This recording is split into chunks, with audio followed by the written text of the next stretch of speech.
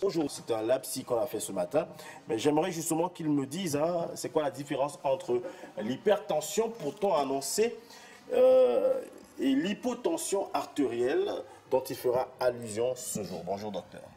Bonjour Charles Fils, bonjour à tous ceux qui me regardent. Je ne voudrais pas aussi déloger à la règle, notamment en souhaitant Happy Birthday à Monsieur Frédéric Moutomé, voilà, au rédacteur en chef de LTM. Beaucoup de bénédictions, avalanche de bénédictions déjà. Et beaucoup de courage. Il faut. Ouais, il en faut. Et il en faut, justement. C'est pas évident, célébrer son anniversaire hors du pays. Hors du pays, sur le terrain, et voilà. Beaucoup de courage et que le Seigneur continue davantage à lui accorder ses multiples grâces. Voilà. Amen. Voilà. Alors, depuis le matin, je n'ai pas arrêté d'annoncer la rubrique en parlant d'hypertension, justement parce que de prime abord, ce que j'ai vu, c'était hypertension, alors qu'il s'agit plutôt d'hypotension. Voilà. Bon, peut-être pour la gouverne des téléspectateurs, où se trouve la différence? Mais voilà, nous parlons justement de l'hypotension. C'est vrai que rarement on entend parler. Hein. Oui. Ça, il faut le dire. Ouais. Et quand vous parlez de l'hypotension, la personne vous dit...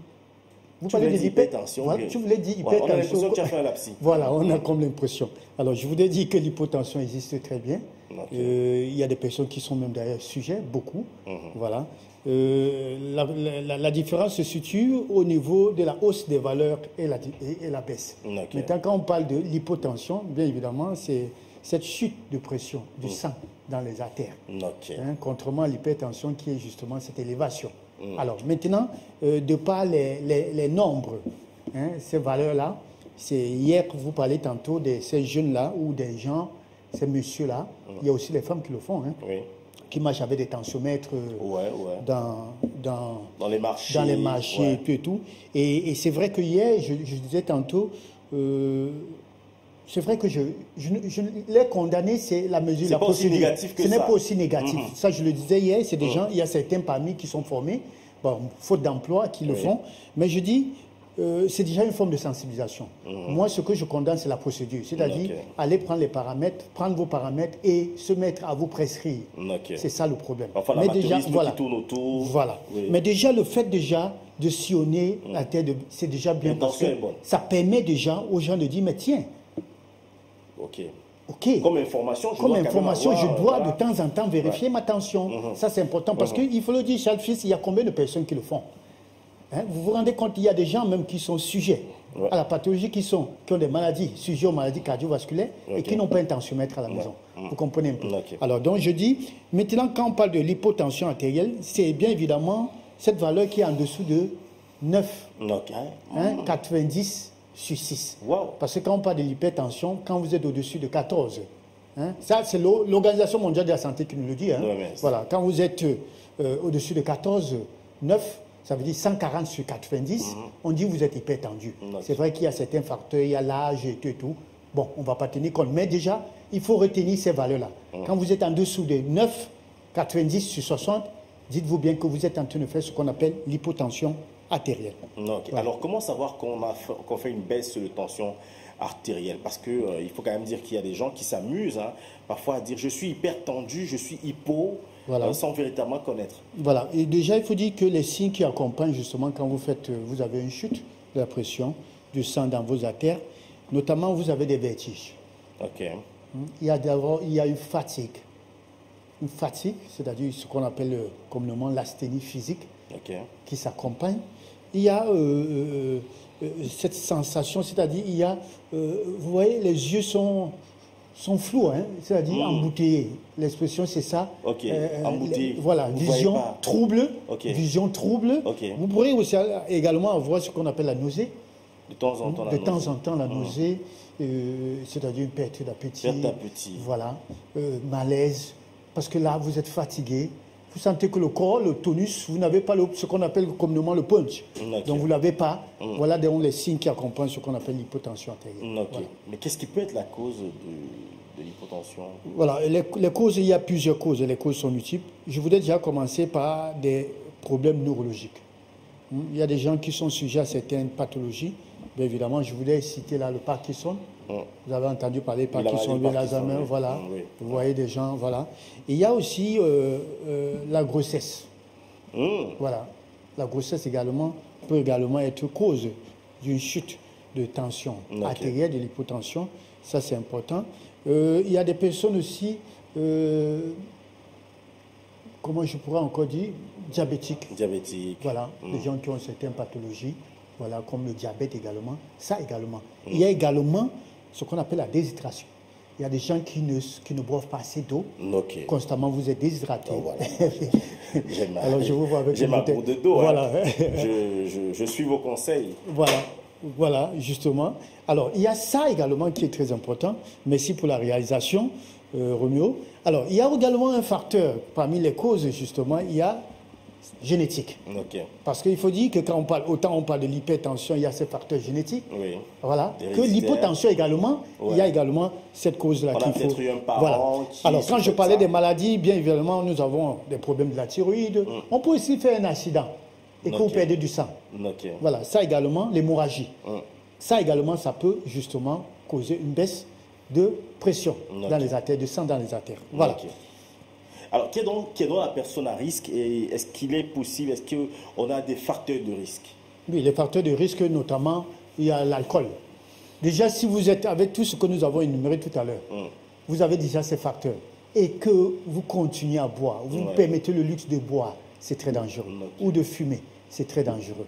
Alors, nous avons également des médicaments, parce qu'il ne faut pas oublier, il y a certains médicaments, bien évidemment, qui peuvent aussi vous plonger dans l'hypotension artérielle. Voilà. Ça, voilà, en quelque sorte, voilà. Maintenant, pour les personnes à risque, nous avons aussi les personnes âgées. Nous avons des personnes âgées. J'ai parlé des diabétiques, des personnes diabétiques, bien évidemment, et des personnes qui ont certaines maladies cardiaques. Nous avons parlé depuis l'autre jour, crise cardiaque, arrêt cardiaque et tout. Voilà, tous ceux qui ont ces problèmes-là sont des personnes concernés. Ceux qui ont aussi des palpitations? Voilà, mais bien sûr, la palpitation, merci Charles Fils, la palpitation fait partie, bien évidemment, des symptômes. Alors, il y a des gens qui, régulièrement, justement, qui sont sujets aux palpitations, et dont nous avons parlé la dernière fois, et qu'il faut chercher à connaître la cause de votre palpitation, bien évidemment. Voilà. Alors, peut-être une bonne nouvelle, est-ce qu'il y a des mesures préventives pour ça? Des mesures préventives, oui. Déjà, il faut dire, nous parlons de ceux qui sont malades. Voilà. Parce que vous allez rencontrer des personnes d'un certain âge avancé, 40 ans adultes, mais qui ont 8 de tension.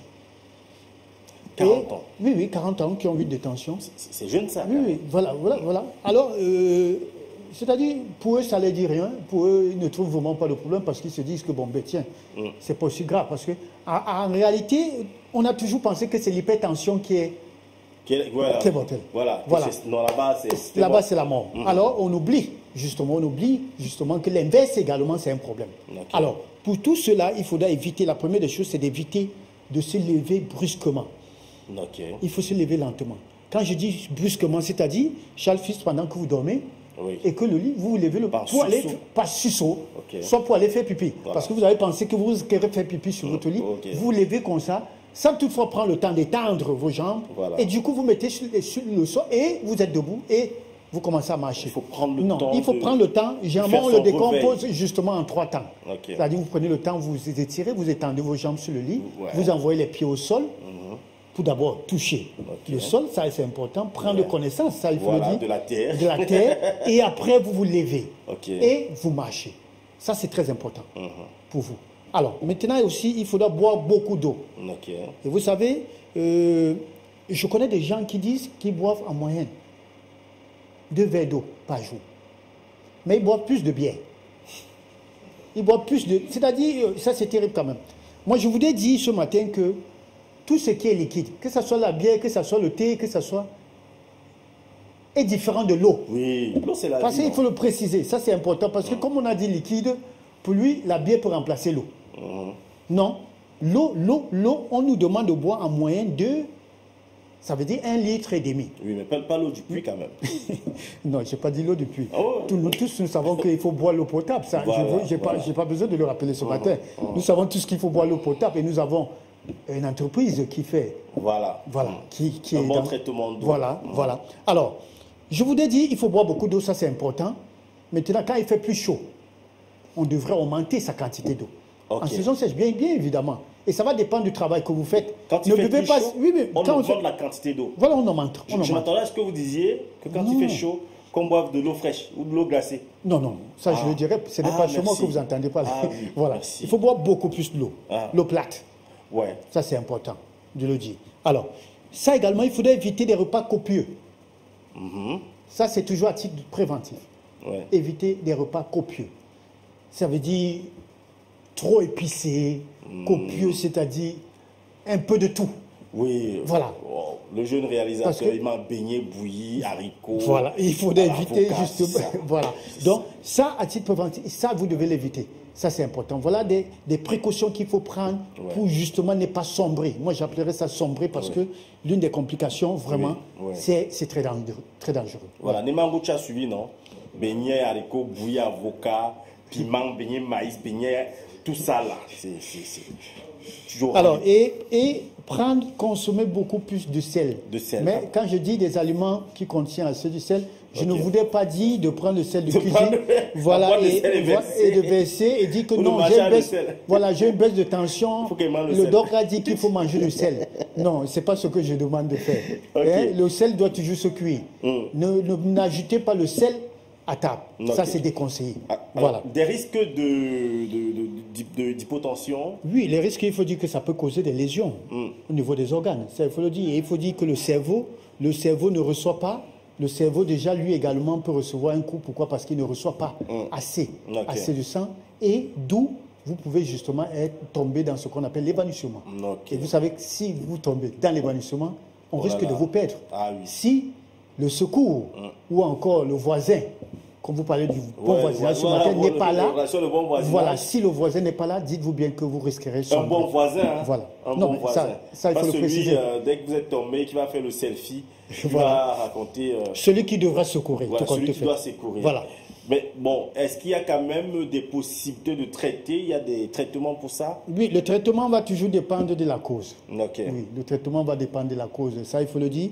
Et qui dit traitement, bien évidemment, il faut dire qu'en ce qui concerne l'hypotension artérielle, il est rare qu'on puisse prescrire des médicaments.